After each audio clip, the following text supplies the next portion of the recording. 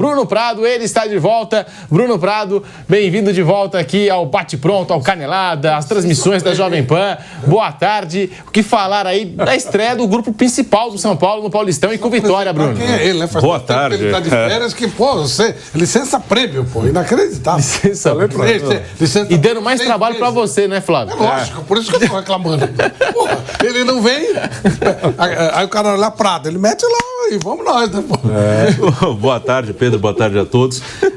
É um começo de temporada, então vai ter um momento bom, vai ter uma oscilação. São Paulo fez um primeiro tempo bom, melhor do que o segundo, que é normal, porque fisicamente ainda não está inteiro, então cai um pouquinho de produção, não consegue manter o mesmo ritmo. Mas acho que dentro disso, desse cenário de início de temporada, né, praticamente uma pré-temporada, porque quase não teve esse ano o tempo de pré-temporada, São Paulo foi bem, acho que fez o que tinha que fazer, venceu o jogo, foi melhor que o Guarani, correu pouco risco. Quando o Guarani adiantou a marcação, São Paulo teve alguma dificuldade na saída de bola, até numa pergunta do Raí Monteiro na coletiva, o Zubeldia falou sobre a saída de bola, uma coisa que tem que ser melhorada, né? Muitas vezes o São Paulo tem dificuldade quando é apertado, aí vai para a bola longa e nem sempre é mais eficiente, mas no geral acho que é positivo. O Oscar é um cara que acrescenta qualidade ao time, e o Lucas e o Oscar estão jogando mais pelos lados. E não são jogadores que vão ficar fixos pelos lados, né? O Oscar é um meia, então ele parte da esquerda, mas ele vem para o meio. O Lucas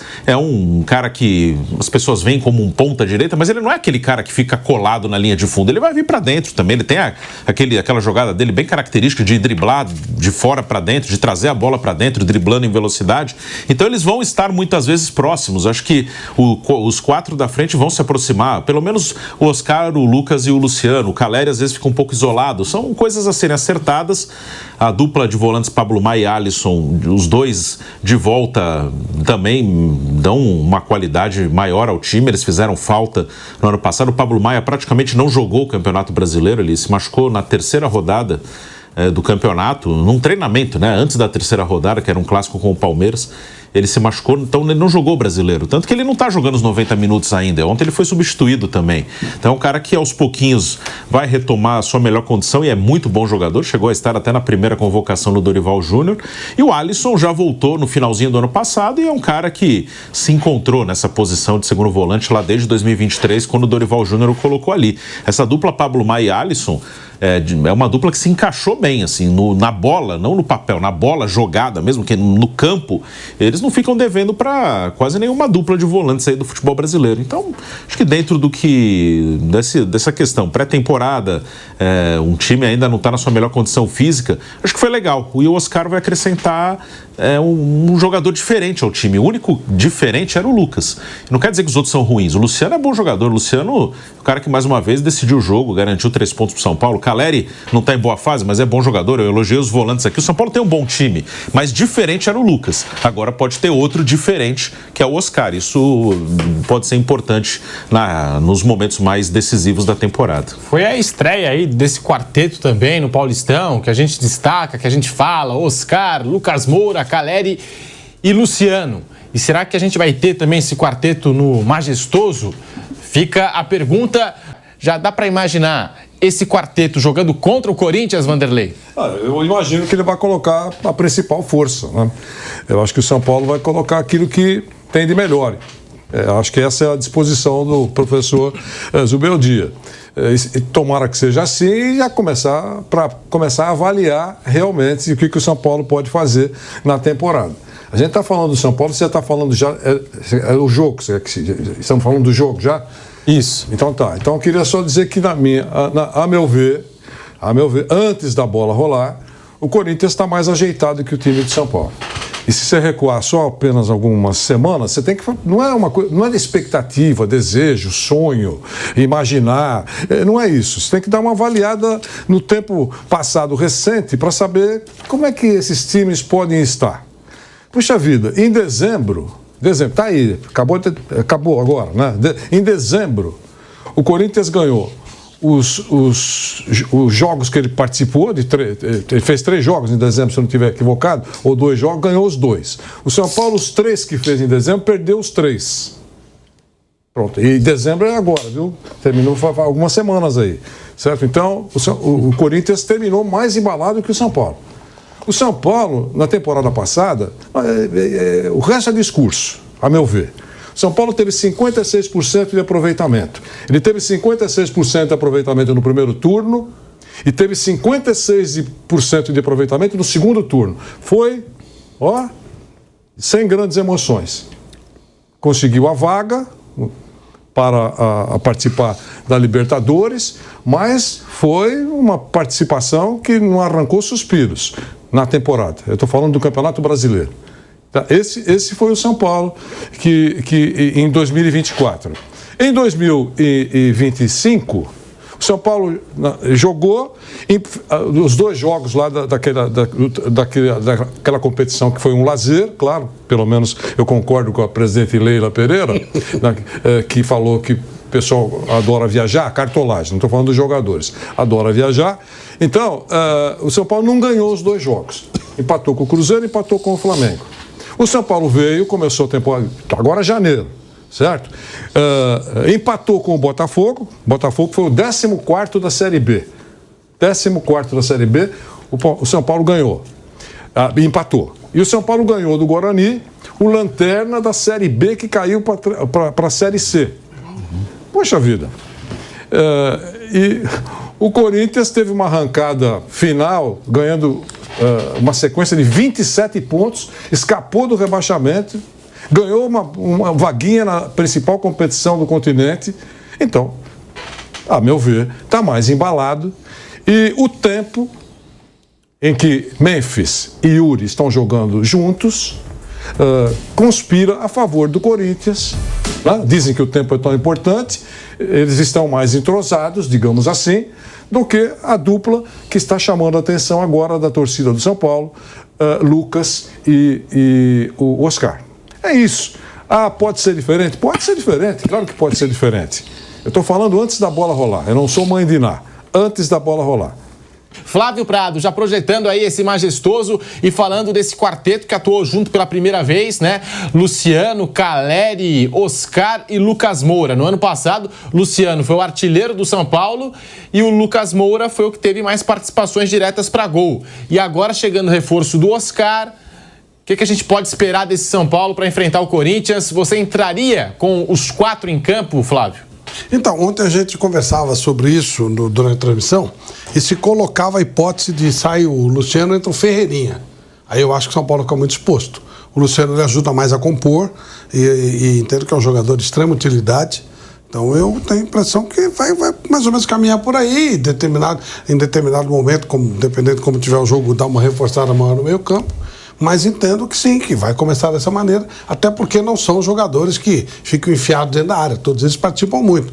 O Oscar, entendimento tático de jogador de Europa, o Lucas a mesma coisa. Então os caras vão ajudar a compor, fazer um time bem equilibrado, mesmo com jogadores com perfis ofensivos. Então eu entendo que sim, que seja com Luciano, né?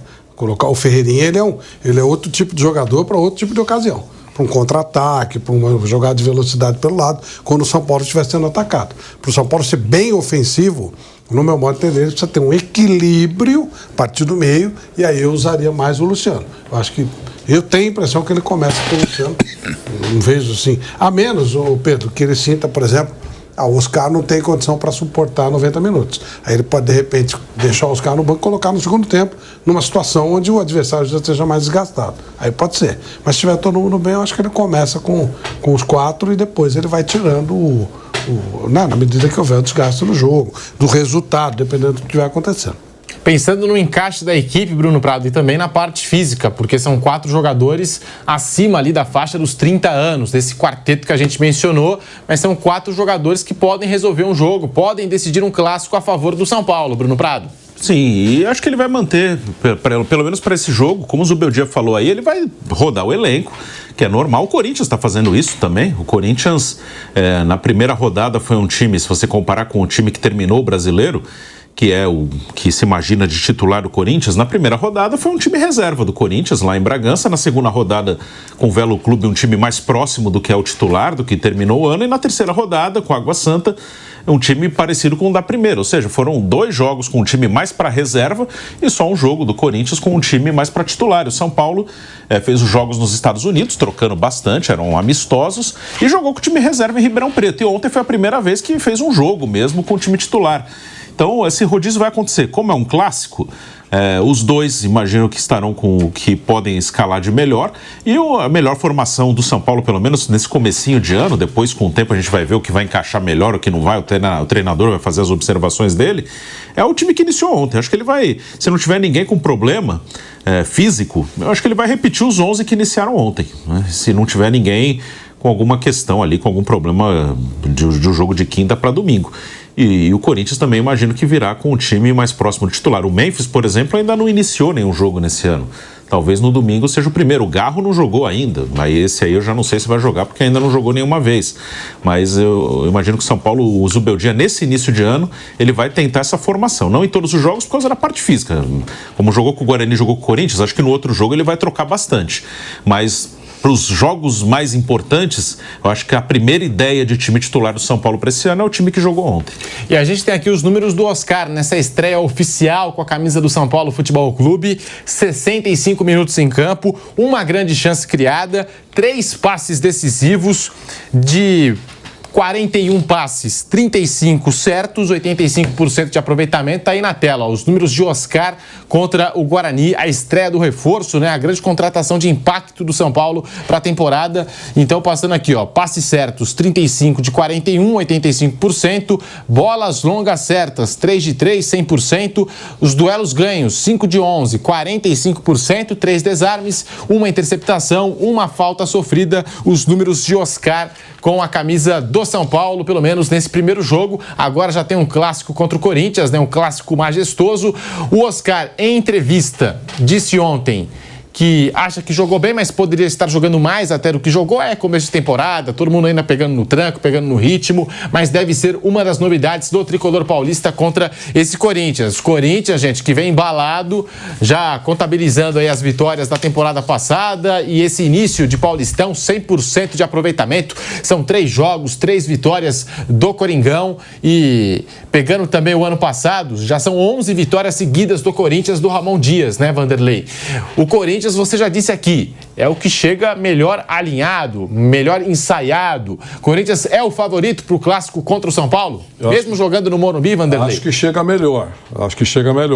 Ele fechou a temporada passada, que não faz tanto tempo, com 2 vitórias importantes, né? Meteu 3-0 no Bahia e meteu 3-0 no Grêmio lá em Porto Alegre. Assim foi o Corinthians. Ele fechou dessa forma a temporada e conquistando 27 pontos, como eu já falei aqui. Depois o Corinthians teve mais 3 jogos, né? O primeiro foi o Bragantino, ganhou do Bragantino, aí o Velo Clube já foi citado agora pelo nosso Bruno Prado, e o Água Santa. O Água Santa, que é uma time frágil, né? Ela agora é Série D, né? Série D do Campeonato Brasileiro. Então, mas venceu, 2-1, a vitória é bom, vencer é bom, é isso que eu estou dizendo.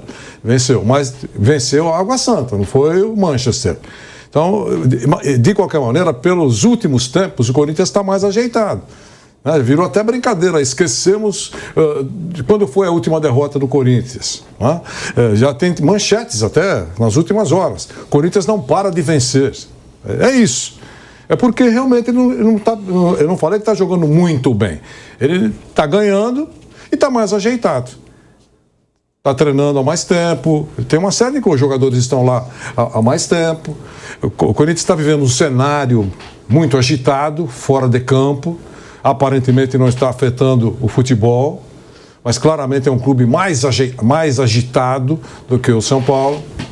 Eu acho que ele chega no campo, antes da bola rolar, mais ajeitado que o São Paulo, Pedro. Eu falei em 10, 11 vitórias, 10 vitórias seguidas para o Corinthians. De acordo com o levantamento feito pelo portal Meu Timão, o Corinthians não alcançava 10 vitórias seguidas em jogos oficiais desde 2001. Então, que fase está vivendo o Corinthians dentro das 4 linhas? Corinthians do Ramon Dias, o Corinthians que, é claro, como os outros clubes, tem feito ali as suas alterações, o seu rodízio, é começo de ano, até para depois, num momento crucial, decisivo da temporada, não estourar ninguém, a gente sabe, tem que ter realmente essa preocupação, mas agora é clássico, né, Flávio? Tem que colocar todo mundo para jogar.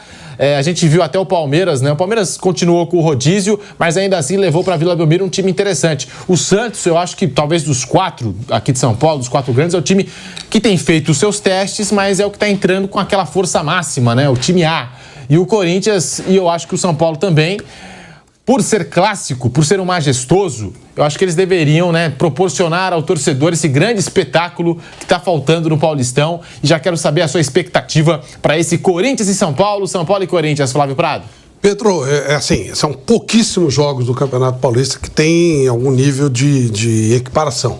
São os clássicos. Os outros jogos são jogos totalmente desproporcionais, aquela coisa que um time de uma série contra de outra, muito distante e tal. Ontem, por exemplo, era um time de primeira divisão contra um time de terceira divisão, como Santos e Ponte Preta, a mesma coisa. Então é muito desproporcional, é uma coisa assim. São pouquíssimos os jogos onde você tem equipes do mesmo nível, como é o caso de domingo. Então, domingo é de se imaginar e pela rivalidade. Perder ontem, a torcida do São Paulo já estava fazendo provocações da torcida do Corinthians no meio do jogo e tal.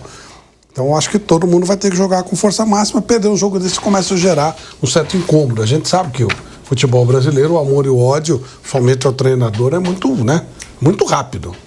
E se, por exemplo, o Zubeldia perder um clássico desse, já não é unanimidade. Aí vão começar aqueles zum e tal.